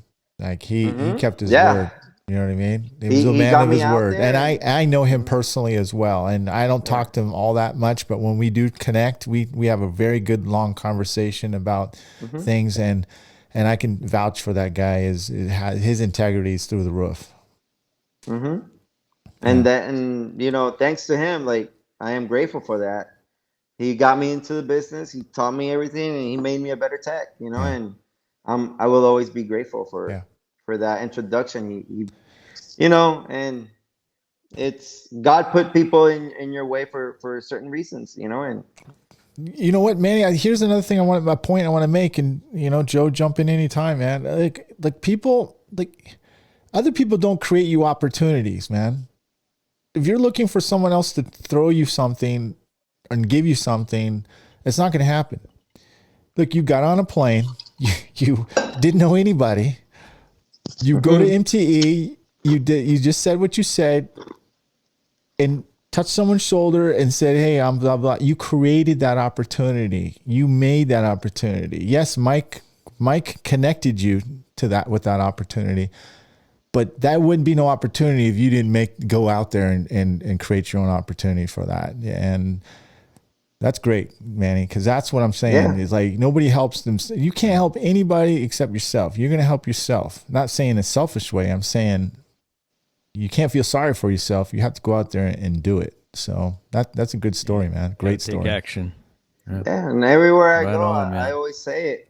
Thanks to him, I'm here. Like, better tech, learn the hell business, and so on and so forth. Everything else has been, hard work, and letting people know who I am, and I'm always open to help anybody out. So, well, what was so hard about doing hail? What was the biggest challenge? I had my challenges. What's yours? Different. Hell's, hell, you gotta have the consistency, the speed, and the quality. If not, you're not gonna make any money. You got a car beat up. You have different types of hail damage. You got light damage, medium damage, and the Texas and Colorado damage. Yeah, which is and you have to do it every day for 8 months or whatever, right? Yeah, I usually go out for 4 or 5 months, because then I got to come back home. I can't, I got a family back here. But it's the same thing. Life. I have a great team here. Jorge. I don't know. You met Jorge. I think you met Jorge, Mike. Yeah. Which he went with me one of the years, which he's in. He left this. He's in the Army Reserve and he's in Afghanistan right now for a whole year. But Jorge, man, he's an amazing tech. You know, I taught him the trade. He learned it and he executes it. He's also an he's a ARC Master Certified. As so am I. I got the certification for Hail and Dents. But you know, Jorge got his certification, and we're the only two person in Puerto Rico that have that Wow. certification. Wow. So I also have the Veil certification too. You know, like that's what I'm saying. Like you want to be a good tech, you gotta go out and you gotta take all these seminars and courses, and you just gotta keep learning. You know, it's like every year the cars are different. Everything's different on cars. Axis, you know, braces, the glues. Nowadays, you know, the cars are pretty much gonna in the future be all electric cars. So I mean, fixing an electric car is not the same as fixing a regular car.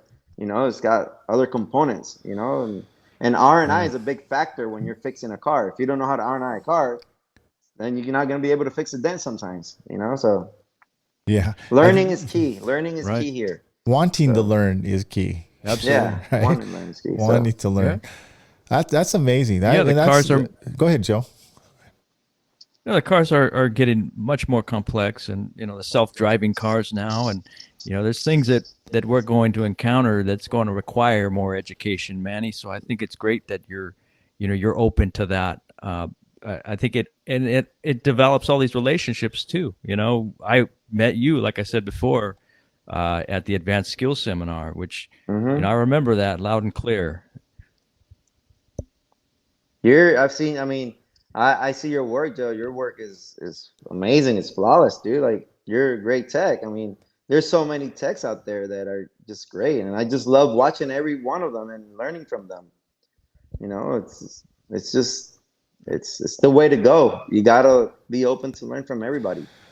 Man, this is great, man. You're one humble guy, man. I'm very humbled that you're here, and I know Joe is. Joe did his homework. He's like, all right, here's Manny's stuff, here's this and this, and we were going through it. And Manny, you've come a long way, man. I've seen you. I've always kept an eye on you and knew, you know, you personally and watched you grow. And I just want to say congratulations, man. You're a hell of a tech and even a better person inside, dude. So keep it up, dude. Thank you so much. I appreciate the words. But you know, for sure. I've always looked up to you. You know, I'm getting old, man. I'm not saying it because I'm here. Like I'm saying it if you're in front of me without nobody listening. I just tell you straight up. I mean, you and like Tom Price as well. I mean, I look up to Tom. Tom is like one of the pioneers doing videos. You know, Tom Price is Tom Price. You know, it's. Yeah. I've got the DVDs. I know, I got the DVDs too. The drill sergeant video. The drill sergeant. That's right. That's right. You know, but hey, Manny, one last question for you, man. What excites you about PDR now? Right now?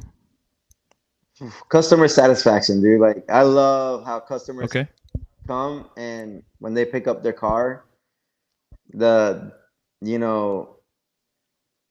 people work hard to have their house and their car.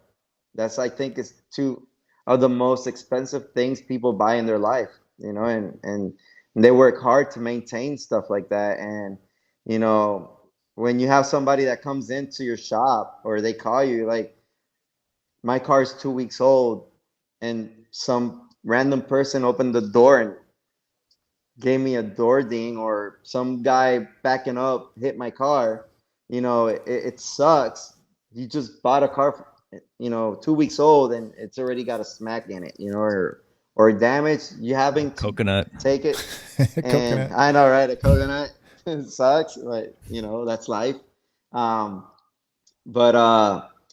fixing that car back to its originality and having that customer smile and loving that car again, that they work hard to pay for every month, it gives you a good feeling, you know, like, you know, and I'm not gonna lie, here and there, some customers come in, you know, and you know, these people work really, really, really, really hard for that car, and I sometimes no charge on the fix. I don't charge them. Like I Yeah. just fix it for free. Yeah. You know, so I mean, it's those situations where you can tell that person struggles to have that car, you know, and be able to pay for it, and you know, so you know, once in a while I do freebies, you know, and the same thing. Um, they come for a big dent, and the car has another dent on the panel or whatever, and they didn't want to fix it because maybe they didn't have the money to fix it. I just, you know, go ahead and fix it for free. You know. Well, like I said, man, you can't teach that, man.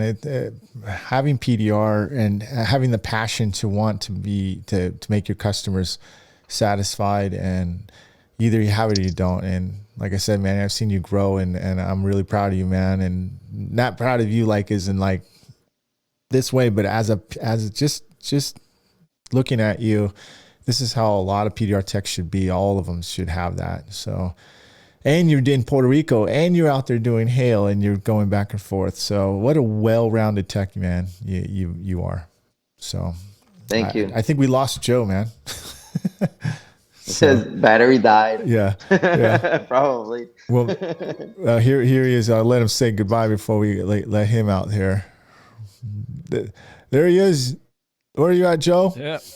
You're back. Yeah, I don't know what happened there, man. It just shut off on me. Well, we're Sorry about that, Manny. You're about to No go. worries, I dude. just said my piece with Manny. Are you going to say, what do you want to say, Joe?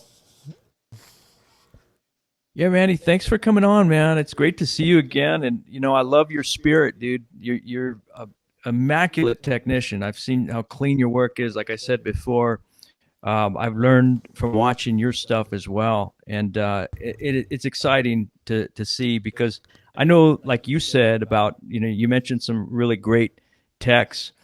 You know, you're right there with them, dude. And watching all you guys, Mike, you and Manny and all these other techs, it's inspiring as heck. And so keep it up. Don't stop that. We're moving into the future, and I really think that PDR is gonna bring great things to us all, because we're so passionate about it. So Yeah. keep up the good job, man. Yeah, I'm always open for anything, you know. Like I've told Mike, if he's training and he's got people that don't speak English, he's more than welcome to always call me. And the same thing to any other tech or any other person that trains people. Like if you got somebody that can't speak English, whatever, not it's just full Spanish, hit me up, man. I mean, I'm always open to help anybody out. So I mean, you know what? I just want people out there fixing cars right, because there's a lot of people that try to do it themselves, and we just, you know. Yeah, the DIYers. Yeah. Yeah.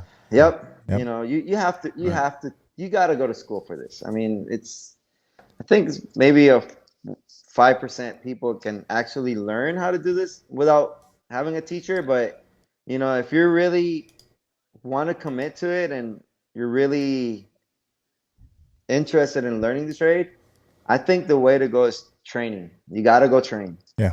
So I mean, Yeah. or try to find a job somewhere where they do PDR, and then have those people teach you. You know, and so, but you got to train. Like, Good deal. I think it's the way to go. Well, you guys, I just want to let you know that Manny PDR is, you can check him out, Manny's PDR. That's the other one. The I know he's a good tech too. Yeah. I forgot to mention him. Manny's awesome. Yeah, Dent Out Yeah, Manny's PDR. Excuse me, Dent Out Puerto Then Rico. out PR. Then out PR. Then Puerto Rico. I got his website right here, Dent Out Puerto Rico, and Dent Out PR on Instagram. So go check him out, say hi, DM him, do all that stuff. And Manny, once again, I just want to say thanks a lot, man. I appreciate you coming on, and we will catch up with you sometime soon, dude. Thank you for inviting me to the show, Mike. And Joe, it was always a pleasure seeing you, buddy. Great to see you too, Manny. Don't be a stranger, Take dude. care, Just be call me safe. whenever. All right. Okay, man. Have a good right. evening, Manny. I will. Take care, dude. All right. You guys have a good Take care. Bye-bye. You too. See Peace ya. out. Bye. Yeah, dude. All right. That was Manny Quintero from Puerto Rico. Super good dude, huh, Joe? Yeah, man. He's a good dude. He's just super just genuine and sincere and great tech. There's no like, I don't know, when you see Manny, there's no get that vibe ever, like where he's down or like irritated or anything like that. All the times I've ever met him, he's always willing to help, things like that. So yeah, that we need a whole lot more of those. I need some of his love too once in a while, Super enthusiastic guy. Yeah. Well, Joe, once again, man, thanks for tag teaming me on this, on co-hosting with me. And you guys, if you are wanting to check out Joe Garcia, go check him out, dentevo.com or dentevo on Instagram. He will show you and teach you a lot about dealing with customers and kind of showing, educating those customers. Man, you are killing it again, dude. So, as always, thank you.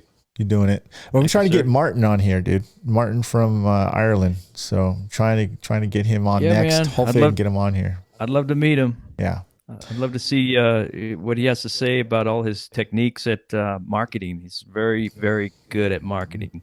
He's PDR, on point. Man. He does awesome work. He's definitely on point. So, Joe, I'm gonna let you go, and then I'll probably jump into another segment later on. But thanks again for coming on, man. All right, Mike. My pleasure, man. An honor. See ya. Take care, dude.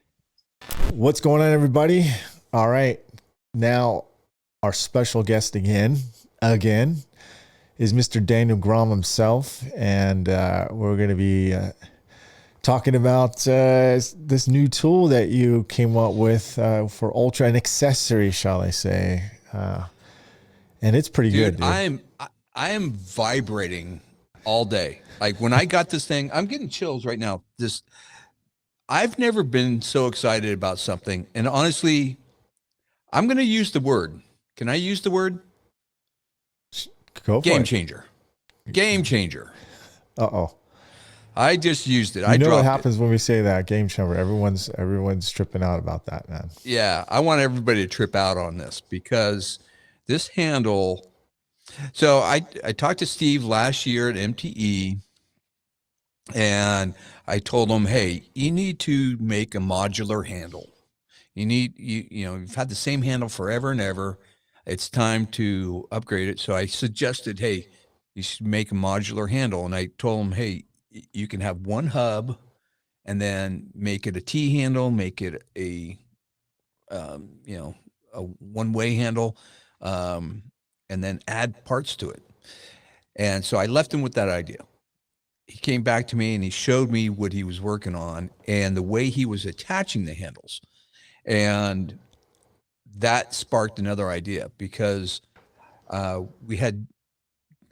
had gotten the Kiko handle at that year at MTE, and you had it also, right?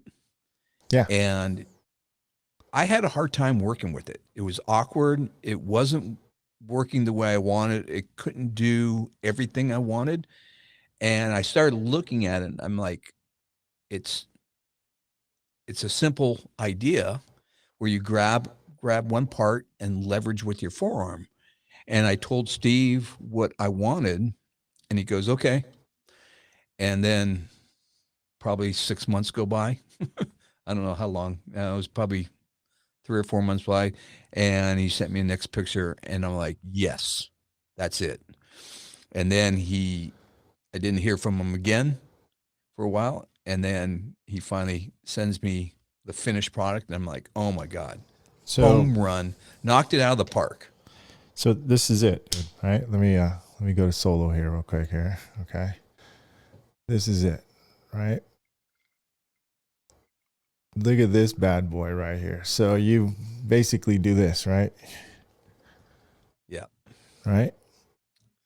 And we're going to show little clips of that too. So as I'm showing this here, so why don't you kind of just walk us through this here? So this is something I really wanted for motorcycle tanks because, you're working with motorcycle tanks and you need a lot of leverage. And this tank is an Indian tank. And this time I'm kind of using it, holding on like a steering wheel. There's a baffle inside this tank that I'm going up under and coming up on the other side of it.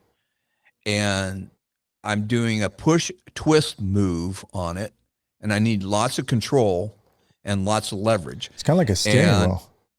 Yeah, I'm holding on like a steering wheel, but I'm cranking on this thing, and it's thick metal. It's an old tank, and I had already started working on this tank, and it was really difficult to work with.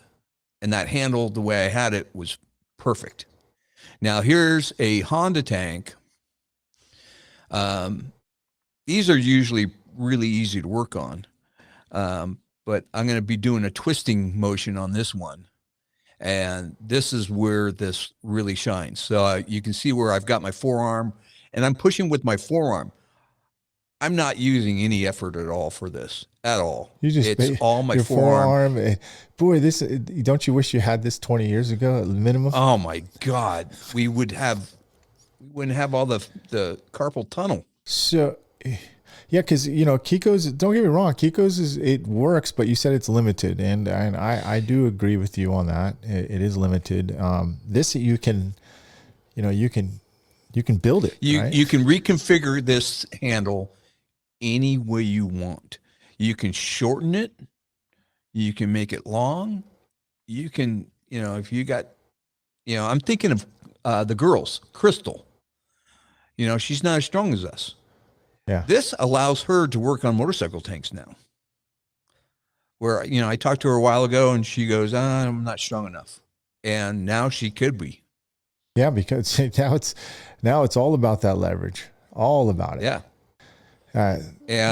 But you start working on some Chevy trucks, Dodge trucks, you're going to need that twisting leverage sometimes in those big doors, going down those big doors. But just every day, you could be using this handle just so you're not using your wrist and your forearm muscle all the time. Yeah. You're saving your body. Well, for these young guys, next month is my 28th year in business, and my forearms ache every day. Every day, man. I started doing yoga this last month. Every single day now, I'm doing yoga every morning for 45 minutes, just so I can get my body in shape for the day. Well, you said you take those vitamins called, Advil, right? Every day, you said? Yep. Look at this, dude. So this is what I'm saying, like right here. Now, I think you're right. I mean, if we had another handle like this for this side, I'd like to see a little bit lengthy too. I mean, there's some ideas I had. You and I were talking off camera, maybe a curved handle a little bit, that you could look. Tell me you wouldn't use this on cranking down on a dent on a quarter panel or something like that. So you look at this, the hub. So this is the hub. Yeah. So right away you can start with, this way. Stick it up higher. Let me see that. Sorry. Yeah. That looks like a little gun. Oh, look at this. So let's say you're going inside a roof. Look at that little mini handle. Money. Yeah. If you're just dropping the corner of the headliner. And then I didn't even notice that. He's got these black plastic ones to put a ball in. Oh, yeah. You're talking the little tiny one. Yeah. This one. Yeah. But you can reconfigure this thing in so many different ways. And he's got them in small increments. So here's, you got your regular handle. Now, ladies and gentlemen, we're not taking anything away from Anson's products or anything like that either. This is just, if you have an Ultra system here, you're going to want a handle like this. Now, I customized my handle, in case you guys are wondering. I customized all my handles. All I did was put some gaffer's tape, right here, and then slid the X-Flock I was wondering how you did that, huh? Nice. Yeah, it's easy peasy. So. And why do you like it like that? It's just, number one, it gives you a better grip. And two, over time, if you don't do that, the X-Flock will come off. It'll start, as you start twisting over time, it will come off. This lasts you a lot little longer. tech tip. Yeah, it is a tech tip. Yeah. Hey, hold on a second. That is I was going to say, I'm so slow on this, dude. Oops. Oh, hold on a second here. I'm totally messed up here. I don't know where my stuff is at, dude. Forget it. It is not working right now. So here's another configuration. So you can hold it like this and like this. I'm trying to line up my camera. Sorry. A little weird. Oh, let me solo you, dude. So yeah. So you can, there you go. You know, I didn't even think about that. I mean, it's just endless of what you can do with this handle. It really is amazing.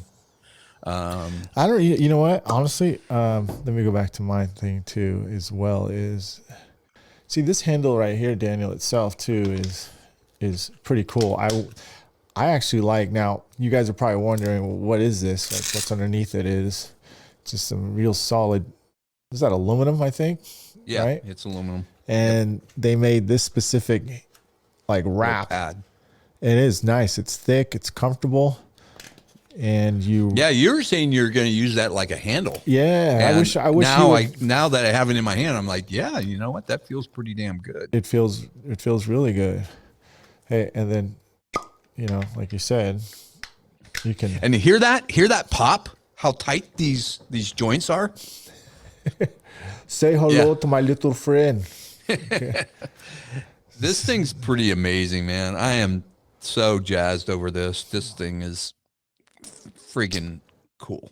Well, I mean, look at the handles. We knew the handles were coming out, dude. We knew that there had to be a change in handle designs.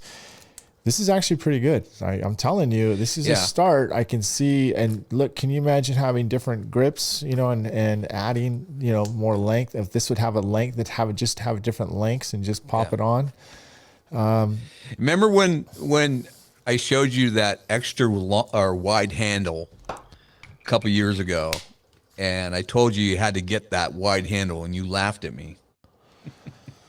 Which wide handle? What was it? Oh, that. Jeez. Yeah. Ultra. Yeah. Ultra wide handle. You know what? And I've used it. I thought you were joking around, and that has saved me on motorcycle tanks before any of this stuff came out. And now everybody has a wide handle. Yeah, and which is, I mean, you have to. I mean, I remember last year you called it the year of the handle, and now it's extended another year. And Anson and Ultra have, you know, risen to the top with their handles. Both of them have fantastic ideas and are adding to it. Well, you only need 2 handle systems as of now, right now. I mean, this is what I use. Yeah. I use the Ultra one right here, and I use the Anson's Gorilla Grip. Yep. You know, obviously the one that John created, but now Anson is doing the production on it and pretty much doing it there. But I don't think they're done yet. I think there's some more input. There's some more things that can be made for that, Daniel. You know what I mean? So there are some. They just did a a solo inline handle system, which is really good. It's pretty good. I mean, it's So I have to say that I talked to Steve today, and he's got a patent pending on this handle idea. So I don't know if that'll stop that, but I hope not. But stop what? It won't stop that, because this is two different handles. I like the innovation everybody has, and the ideas. I want our industry to grow and all that. So, but it is such a good idea. He did do a patent pending on this thing. Well, yeah, this is a total different system. This is more of a what is it? Socket. You know what I mean? Yeah. I mean, so let's talk about price. Yeah. So the initial system without I don't know what he's calling these 2 pieces that I asked for. But I think it's around 350 for the initial handle and all the extensions. And then it's 150 for these two pieces.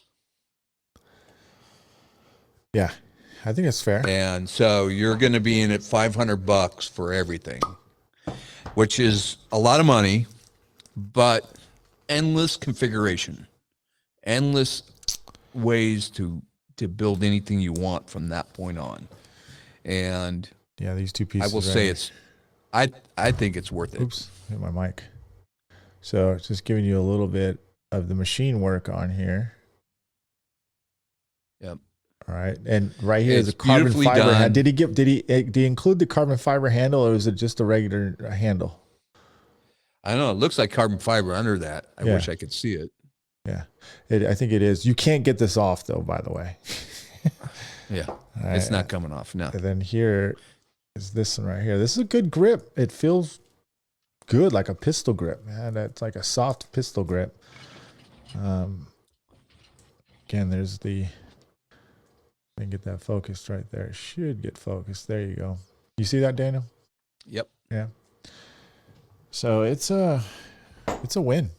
It's good job, man. I mean, when you were telling me, I was like, man, right away, I was like, yeah, that doesn't sound hokey. It really is good, especially when you want to,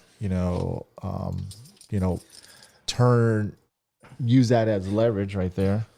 Actually, I should just But keep it. the key is his socket pieces that go in. Like, show a little. Yeah. And you can make that any size you want.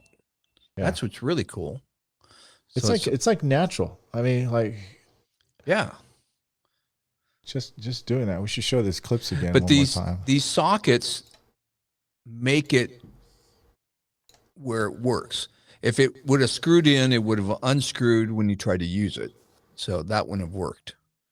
And being able to do a quarter turn, you can adjust it to fit. Look anything. at that. I mean, you're probably even exaggerating right here. look how much torque. I'm actually cranking on this thing. This tank is really difficult because it had this baffle that I have a big loop, one of my big loop ones in my PDR set for my motorcycle stuff, and it's going underneath this baffle, and then I'm also having to twist at the same time, and this thing is I had one little section left on this dent and I couldn't do it. And I put this handle on there. And I'm like, oh my God, this is going to save it. I'm going to be able to do this. Cranking, dude. Like, and you're not even holding, like the right hand's got the good grip, but the left hand's you're just keeping it steady with your left hand. Yeah. I'm just noticing that right there. It just gives you ultimate control. It really is good, man. Now let's talk about, I'm noticing some stuff here. First of all, I see that you have two mounts right here, dude. You got a mount here and you got a mount here, and you married them together? No. I have four. This is four right here? I have 4 tank vices. I know that, but how many of these? This looks like 2 tank vices together. Oh yeah. This is my first generation and I bridged the 2. That's a good idea, dude. Yeah. Does Ultra still make the first version? Yeah. Yep. So when I have these half tanks, I have to set them sideways like this one, and it needs to be really steady because of that. Because these things are old metal, man. They're heavy duty. So let's talk about what the hell is the back? What is that? Just a divider so your customers don't see? What is this behind you? See, I'm like, I see stuff. And I'm like, what is that, dude? I know you just wouldn't have that up there. Yeah. Is that my something? My Soji screen. My Soji screen. What is that? I have tools on the other side of that. Ah. That's a pegboard. It's a really cool pegboard system that you can get all these different accessories that fit into it. And I have all my tools on the other side of it. I'm actually going to put tools on this side of it as well. But then it's on wheels and it folds up and I can extend it and wheel it around. Look at you. And then I see you got a little husky desk right there. I mean, that us shop guys got to have one of those husky desks. You got the drawer system, and it's just nice, dude. That's actually good. That's smart, dude. So let's take a look. If I see anything else in your shop, I'm gonna move my stuff around here. Yeah, your shop is getting like crazy, dude. Huh? Right there, it's a mess. I'm a mess right now. I've got 16 tanks right now, and I'm a little bit overwhelmed. I've got too many tanks. Customers are starting to ask, "Hey, where's my tank?" And over the weekend, I did 4 tanks. Why don't you sub it out to all the dent guys, dude? Like freaking, like, hey, where you at? Like, anyway, we'll talk about that, man. I thought everybody was going to be stealing work from me, man. I thought Mike Toledo would be like handing my hat to me and stuff, but he's not. No, I'm not. No.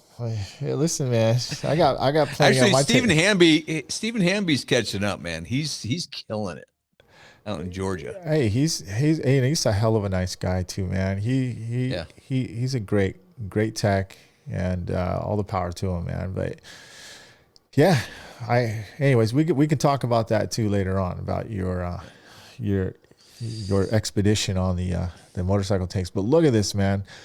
Anybody who's thinking about doing tanks consistently is going to want that tool, man. Oh, yeah. Regardless, I mean, now if you're but think about going down a window and just working effortlessly, you know. Dude, talk about effortless. I tried it going down the window. Yeah, it's honestly too much power right there. You're gonna be like, oh, I can be really gentle with my body now and save it. Yeah, it's you young guys, take a warning, man. You want to save your body. It's too much power, man. So this is going for about, give or take, about $500 right here for everything in there. It's just under $500. Yeah, which, you know, it's a lot, but in the long run, you're gonna have it forever. I mean, it's so well made. You're never gonna break anything. Anything new coming down the pipeline, dude? Like, what you got cracking, Daniel? Anything new? Actually, I've got quite a few things coming. This was one of the biggest things that I had. But there is actually quite a few things in my pipeline that are going to be released soon. Okay. The other thing I'm really excited about is Todd Zimmerman and Chad Peters' cart, man. Have you seen that thing? I did. I saw. Well, you took video of it. Yeah, I didn't get to take video of it because it wasn't ready.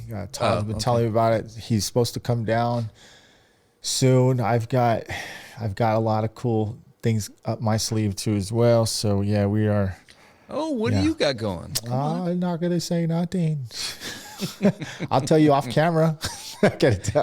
I'm not gonna say anything here. So you know how the PDR world is, man. So yeah, double-edged sword, dude. Double-edged sword.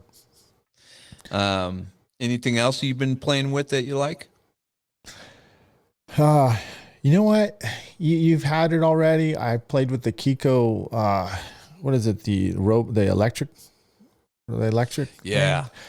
And I thought it was, gimmicky at first when I first saw it, but you know what? It really helps, like, because you can sit there, if you're sitting there doing this, trying to get the dent up, or it's especially if you're switching between different tabs that have different heights in their stems. Yeah. So if you're going from a little stem to a bigger stem and you're switching between those two, which I tend to do a lot, and it makes a really big difference there. But here's the other key is if you're using the snap-on driver, which has a toggle switch, mm-hmm. and that's the one they recommend you use. So if you're doing a rail, let's say you're doing hail, you can set the clutch to pull exactly the pull you want. So let's say you don't want to over pull all your tabs. You can set the clutch at a real light, and you can go down the rail and the clutch will set off at a certain point. So you're not over pulling all your dents. So you get the exact pull going down the rail, and you can go down the rail. If you could glue twice as many glue tabs on a rail as you used to, because you're using this thing. So that makes you faster, makes you more accurate, making you more money. I'm going to do a video on that too, because that is a really cool. I didn't get to play with it on video when Chris came, but I did later on, you know, off camera. And I was like, man, this is really, really nice. So did you see the holder for that? Like he's got a little organizer for your heat gun, your glue gun, your thermometer reader, and you can carry it and you can put it wherever you need. So that way, I like that idea. It's not going to be, you know, burning yourself or, you know, all kinds of stuff. It's really cool. Really cool.